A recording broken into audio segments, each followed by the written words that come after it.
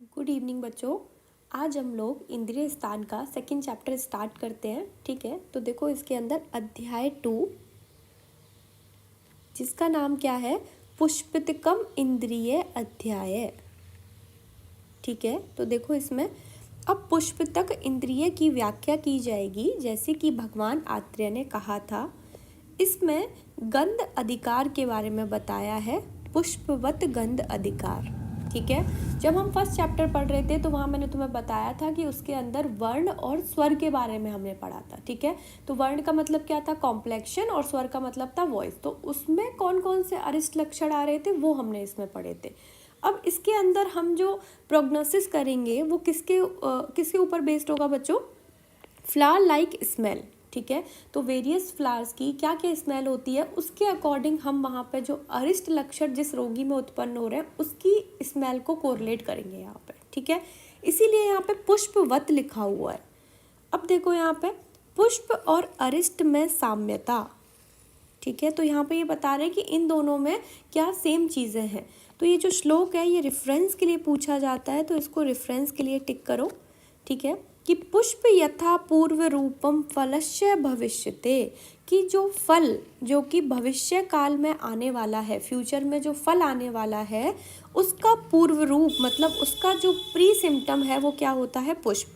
यानी कि किसी प्लांट में अगर फूल आ रहे हैं तो हम उससे क्या अंदाजा लगाएंगे कि भविष्य काल में इसका फल आने वाला है। ठीक है, उसके बाद क्या लिख रहा है, तथा लिंगम अरिष्टाक्य पूर्व रूपम मरिष्यते।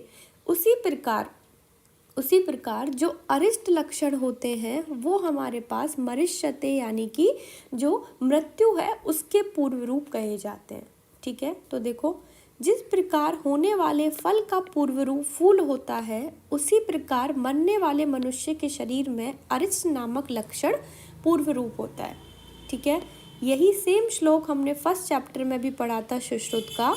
सुश्रुत ने भी इसी बात को स्पष्ट किया है, फल अग्नि जल वृष्टि नाम पुष्प धूम अम्बुदा यथा खाप्यंती भविष्यत्वम तथा रिष्टानी पंचिताम। तो ये हमने फर्स्ट चैप्टर में पढ़ा था, वही श्लोक है ये सुश्रुत का। तो इसका रेफरेंस याद रखना है, कौन से आचार्य ने दिया है, आचार्य सुश्रुत ने दिया है। ठीक है, अब देखो बच्चों यहाँ पे और भी करके कुछ चीज़ें लिखी हुई हैं। क्या है, किंतु ऐसे भी बहुत से फूल होते हैं जिनके बाद फल भी नहीं लगता। ठीक है, को बहुत सारे ऐसे फूल होते हैं जैसे चमेली का फूल होता है, उसमें क्या होता है, जिनके बाद फल नहीं लगता। ठीक है, तथा ऐसे बहुत से फल भी होते हैं जिनके पूर्व फूल नहीं आते जैसे गूलर का। पर यहाँ से टिक करो, पर शरीर में उत्पन्न हुए अरिष्ट का नाश मृत्यु के बिना नहीं होता है तथा ऐसी कोई मृत्यु नहीं होती जिसके पूर्व में अरिष्ट लक्षण नहीं दिखते। तो ये बोल रहे हैं कि ऐसा भी हो सकता है कि फल से पहले फूल ना लगे। ठीक है, और फूल लगने के बाद फल ना आए, ऐसा हो सकता है। लेकिन शरीर में अगर अरिष्ट लक्षण उत्पन्न हो गए हैं तो ऐसा कभी नहीं हो सकता कि उसके बाद मृत्यु ना हो। ठीक है, तो मृत्यु से पूर्व अरिष्ट लक्षण का होना ही होता है, मतलब होगा ही होगा। ठीक है, तो देखो, पर शरीर में उत्पन्न हुए अरिष्ट का नाश मृत्यु के बिना नहीं होता, मतलब वो अरिष्ट लक्षण तब तक नहीं जाएंगे जब तक कि मृत्यु नहीं हो जाएगी। तथा ऐसी कोई मृत्यु भी नहीं होती जिसके पूर्व में अरिष्ट लक्षण उत्पन्न नहीं होते। ठीक है बच्चों, तो देखो यहाँ पे लिखा हुआ है, ना त्वरिष्टस्य चातस्य नाशो अस्ति मरक आद्रते मरणम च अपीता अन्न नास्ति यन अरिष्ट पुरासरम। टिक करो इसको। ठीक है, अब देखो बच्चों यहाँ पे आचार्य चक्रपाणी ने जो जातस्य है इसका मीनिंग क्या बताया। यहाँ पे जो जातस्य है इसका मीनिंग क्या बताया है, जातस्य का भाव संपूर्ण रूप से स्पष्ट किया है, अर्थात पूर्ण रूप से उत्पन्न अरिष्ट निश्चित मारक होता है या जातस्य का तात्पर्य नियत मारक होता है। टिक करो, अरिष्ट के यहाँ पर दो टाइप बताए हैं आचार्य चक्रपाणी ने, एक नियत होता है और एक अनियत होता है। तो ये दो भेद होते हैं, ये हमें टिक करने हैं। यहाँ पर लिख लो, यहाँ पे अकॉर्डिंग टू आचार्य चक्रपाणी। ठीक है, अब देखो उसके बाद इसके क्या दिया हुआ है आगे, अरिष्ट में प्रज्ञा अपराध। तो देखो, अज्ञानी वैद्य जो वस्तुतः अरिष्ट नहीं है पर अरिष्ट सदृश है। मतलब जो वैद्य जो अज्ञानी है, मूर्ख है, वो वैद्य जो अरिष्ट है नहीं लेकिन अरिष्ट के जैसा दिख रहा है, यदि उसको अरिष्ट समझ ले तो उसके ज्ञान को मिथ्या यानी कि झूठा समझना चाहिए। अथवा रोगी की मृत्यु हो गई है पर अरिष्ट का ज्ञान वैद्य को ना हो, तो ये दोनों प्रज्ञा अपराध जन्य ज्ञान हमें समझने चाहिए। तो याद रखना, प्रज्ञा अपराधजम, इसका रेफरेंस पूछेगा कहाँ का है ये श्लोक, तो इस हमें याद रखना है कहाँ का है, चैप्टर नंबर 2 का। ठीक है, तो प्रज्ञा अपराध जन्य ज्ञान क्या होता है कि अगर जो मूर्ख वैद्य है, जिस अज्ञानी वैद्य है, वो हमारे पास अरिष्ट सदृश अगर लक्षण आ रहे हैं लेकिन वो अरिष्ट लक्षण नहीं है, उसके जैसे हैं, ठीक है, उसको अरिष्ट समझ ले और वहाँ पर चिकित्सा ना करे। ठीक है, अगर वहाँ पर रोगी की मृत्यु हो जाए और वो अरिष्टों को समझ ही ना पाए तो भी वो हमारे पास अज्ञानी वैद्य होगा। तो ये दोनों चीज़ क्या होती हैं, प्रज्ञा अपराध जन्य ज्ञान इसको माना जाता है। तो देखो इसमें मिथ्या अदृष्टम अरिष्ट अरिष्टाब, मन अरिष्ट जानता, अरिष्टम वाप्य संबुद्धम एतत प्रज्ञा अपराधजम। ठीक है, अब देखो उसके बाद एक विमर्श में लाइन दी हुई है कि यहाँ पर देखो, अरिष्ट ना होने पर भी जो अरिष्ट की प्रतीति होती है उसको अरिष्टाप कहा जाता है। लास्ट चैप्टर जब मैं पढ़ा रही थी वहाँ पे एक अनुकीर्ण बताया था तुम्हें, और अब यहाँ पर एक अरिष्टाप बताया है कि अरिष्टाप क्या होता है, अरिष्ट ना होने पर भी जो अरिष्ट की प्रतीति होती है वो क्या कहलाता है, अरिष्टाप। ठीक है, अब देखो उसके बाद पुष्पित अरिष्ट। पुष्पित अरिष्ट क्या होता है, बस हिंदी पढ़नी है। मृत्यु के पूर्व उत्पन्न होने वाले बहुत प्रकार के लक्षण द्वारा रिष्ट ज्ञान को ठीक ठीक समझने के लिए अरिष्ट गंध से युक्त बहुत प्रकार के पुष्पित रूपों का उपदेश किया जाता है। अब देखो इम्पोर्टेंट, टिक करो इसको, 1 वर्ष का मृत्यु सूचक गंध। तो क्या बोल रहे हैं, नाना प्रकार के वृक्ष लताओं से युक्त फूले हुए वन यानी कि जंगल की तरह जिस पुरुष के शरीर में रात दिन नाना मतलब अनेक प्रकार के पुष्प गंध के समान गंध निकलता रहता है, धीर पुरुष उस गंध युक्त पुरुष के मृत्यु के लक्षणों से युक्त होने के कारण उसको पुष्पित कहते हैं। ये क्वेश्चन यूजी में भी पूछा जाता है। क्या बोल रहे हैं, नाना पुष्प उपमो गंधो यस्य भाति दिवा निशम पुष्पितस्य वनस्य मेव नाना द्रुमलतावत, कि जैसे वन में नाना यानी कि अनेक प्रकार की लताओं पे जो फूल आते रहते हैं उनमें से जो गंध आती है, उसी प्रकार दिवा निशन मतलब दिन में और रात में जो पुष्पित पुरुष है जिसमें अरिष्ट लक्षण आ रहे हैं उसमें उसी की भांति क्या आएगी, गंध आएगी। तो यहाँ पे नाना पुष्प मतलब अनेक प्रकार के पुष्पों की तरह उसमें गंध आएगी। तमाहु पुष्पितम धीरा नर मरण लक्षणे, कि उस पुरुष को क्या बोलते हैं, धीर पुरुष यानी कि जो विद्वान लोग हैं उसको पुष्पित कहते हैं, और ये जो है उस नर का मरण का लक्षण कहलाता है।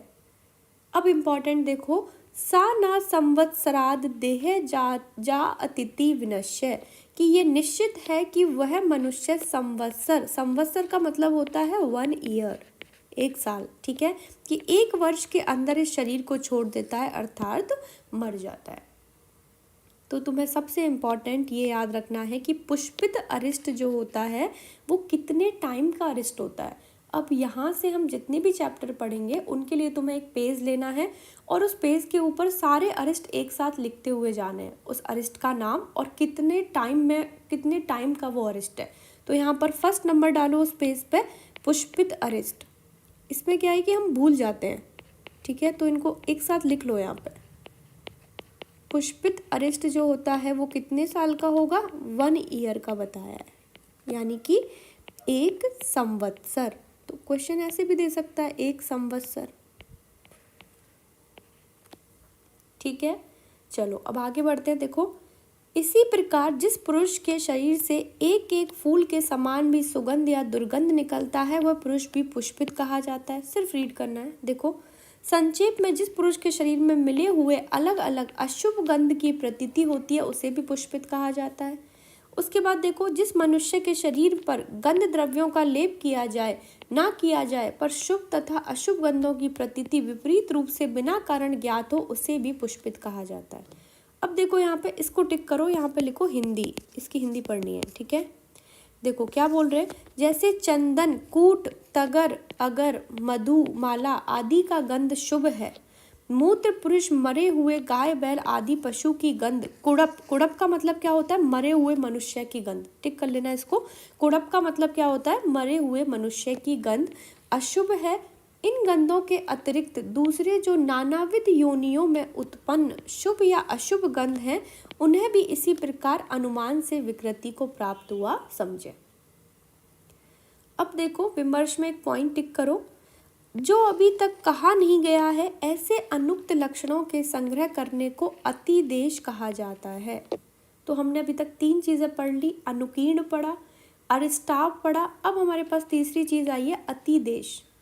तो जो अभी तक नहीं कहा गया है ऐसे अनुक्त लक्षणों के संग्रह करने को क्या बोला जाता है, अतिदेश कहा जाता है।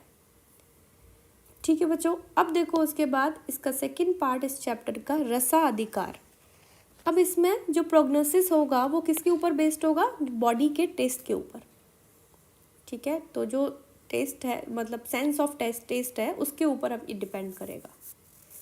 तो देखो रसगत अरिष्ट, अब गंध ज्ञान के बाद रोगियों के शरीर में अरिष्ट ज्ञान के लिए विधि पूर्वक रस आश्रयभूत अरिष्ट लक्षणों को कहा जाएगा। रस विकृति के 2 भेद होते हैं, इंपॉर्टेंट टिक करो इसको, कि प्रकृतिस्थ मनुष्य के शरीर में जो रस उत्पन्न होता है वही रस अनंत काल में 2 प्रकार से विकृति को प्राप्त होता है। तो टिक करो, चरम काले विकारे भजते द्वयम, पूरा ही टिक कर लो। यो रस प्रकृति स्थानाम नरणाम देहे संभव सा एशाम चरम काल, चरम काल मतलब अंत काल में वो हमारे पास 2 प्रकार की द्वयम, द्वयम मतलब 2 प्रकार के विकार को प्राप्त होता है। तो तुमसे पूछेगा क्वेश्चन कि मृत्युकालीन रस में विकृति कितनी होती है, क्या क्वेश्चन पूछेगा, लिख लो यहाँ पे, मृत्युकालीन रस में विकृति कितनी होती है बच्चों, 2 होती है, ठीक है। उसके बाद देखो यहाँ पे अब बताएगा आगे, एक विकार ये है जिसमें मुमुर्ष, मुमुर्ष का मतलब होता है मरने वाला पुरुष, रस अत्यंत विरस हो जाएगा। तो जो 2 है ना वो उनको अब बता रहा है, विरस यानी कि अनिष्ट रस हो जाएगा।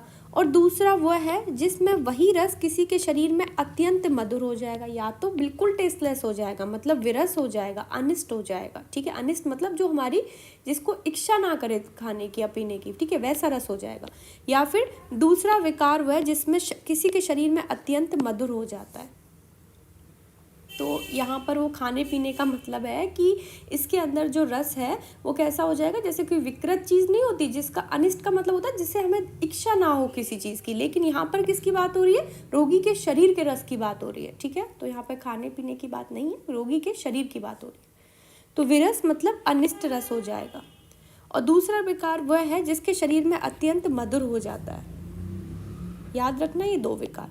फिर देखो रस अरिष्ट अनुमान गम्य होता है, मैंने तुम्हें जब सूत्र स्थान पढ़ा रही थी वहाँ पे भी बताया था कि जो रस अरिष्ट होता है वो क्या होता है, अनुमान गम्य होता है। हम उसको अनुमान से देखेंगे, अब ऐसे तो नहीं ना कि बॉडी जो रोगी की बॉडी है उसको टेस्ट करके देखेंगे, ऐसा नहीं होता ना। तो रस अरिष्ट जो होता है वो अनुमान से तुम्हें पता चलेगा। और अनुमान कैसे लगाओगे, तो देखो एक मनुष्य दूसरे मनुष्य के शरीरगत रस का प्रत्यक्षीकरण कैसे कर सकता है, अर्थात नहीं कर सकता, क्योंकि रस ज्ञान जीवा के द्वारा होता है और वैद्य रोगी के शरीर को जीवा से चाट नहीं सकता।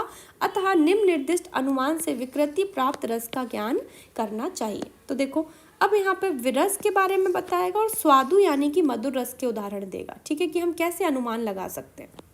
तो मरनो उन्मुख मनुष्य यानी कि जो मरने वाला मनुष्य है उसका शरीर जब विरस हो जाता है तो उसके शरीर में मच्छरों के साथ मक्षिका यानी कि मक्खी, यूका, दंश अलग हो जाते हैं अथवा उसके शरीर पर बैठते नहीं। तो जितने भी कीड़े हैं, जितने भी इंसेक्ट है वो उसकी बॉडी पर नहीं बैठेंगे। और स्वादु रस के उदाहरण इससे बिल्कुल उल्टा, जिसका शरीर काल से पक गया है, ऐसे मनुष्य का जब शरीर अत्यंत मधुर हो जाता है तब यदि उसे स्नान कराकर सुगंधित चंदन, केसर आदि का लेप उसके शरीर पर किया जाए तो भी मक्खियाँ संपूर्ण शरीर पर लगने लगती हैं। तो ये हमारे पास समझ जाएंगे हम कि इसके शरीर का रस क्या होता है, बहुत ज़्यादा मधुर हो गया है। ठीक है, तो एग्जाम्पल याद रखना है और ये लास्ट वाला पॉइंट याद रखना है, ये तुम्हारा 2 मार्क्स में यूजी में भी पूछा जाता है। ठीक है बच्चों, तो यहाँ पे तुम्हारा सेकंड चैप्टर खत्म हो गया। Thank you.